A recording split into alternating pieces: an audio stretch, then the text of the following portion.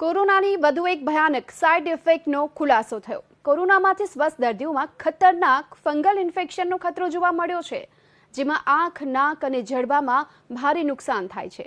આ સાથે દર્દીનું મોત પણ થઈ શકે છે।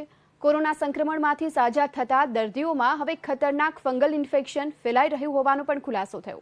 છેલ્લા 15 દિવસની અંદર આવા 13 કેસ સામે આવ્યા, જેમાં સ્વસ્થ થયેલા દર્દીઓને મ્યુકરમાઇકોસિસનો ચેપ લાગ્યો, જેમાંથી કેટલાક દર્દીઓ પોતાનો જીવ ગુમાવી બેઠા છે। તબીબોનું માનીએ તો આ ફંગલ ઇન્ફેક્શન આંખ, કાન અને જડબામાં ફેલાઈ તેને ચીરી અને ઘડાવી દે છે। દર્દીઓની આંખો સડીને ધીરે ધીરે અંધાપો આવી જાય, અમુક દર્દીઓના જડબા ખલાસ પણ થઈ ગયા। ચિંતાનો વિષય એ છે કે ડોક્ટર પાસે પણ આ ફંગલ વિશે વધુ માહિતી નથી અને સામાન્ય ડોક્ટર આ ઇન્ફેક્શનને ન્યુરો બીમારી ગણાવી રહ્યા છે। કોરોનાના ચેપથી સ્વસ્થ થયેલા લોકોને નાક બંધ થવાની સમસ્યા હોય તો તેની અવગણના ન કરવા માટે તબીબોએ સલાહ આપી છે।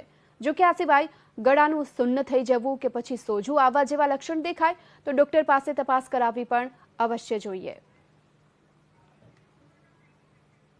કોઈ પણ માણસને ક્યારે પણ એવું કોરોનાના પછી જો એમને એવું લાગતું હોય કે એમને જે સાઇનસ જે છે ભરેલા લાગે છે, શ્વાસ લેવામાં થોડીક તકલીફ થઈ રહી છે, આંખ જે છે એની પાપણ સરખી બંધ નથી થઈ રહી, જોવામાં ઝાંખું થઈ રહ્યું છે, આ ટાઈપના કોઈ પણ સિમ્ટમ્સ આવતા હોય કે પછી આંખ જે છે પોપ આઉટ લાગતી હોય કે આંખ થોડીક બહાર લાગતી હોય, જેને અમે પ્રોપ્ટોસિસ કહેતા હોઈએ, જો એ રીતે જો આંખ થોડીક બહાર લાગે તો તરત જ તમારા નજીકના ડૉક્ટરને કે તમારા જે ફિઝિશિયન્સ છે કે તમારા આંખના ડૉક્ટર છે એમને બતાવવું જોઈએ।